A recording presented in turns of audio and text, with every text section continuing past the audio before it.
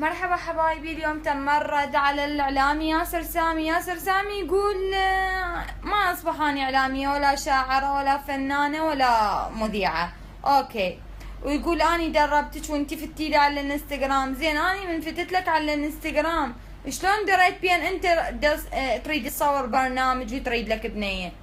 هو انت الفتت عليه لو تخليها بالصدق، لا تظل تكذب على العالم.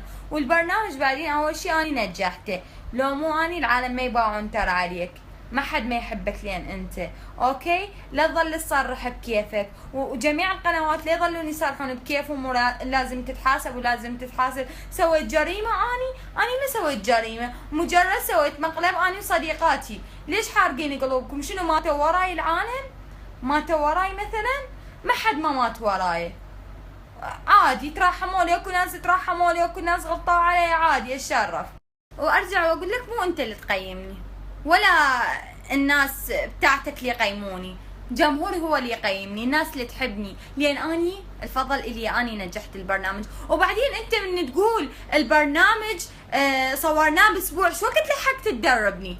شو وقت لحقت تدربني في دول الله؟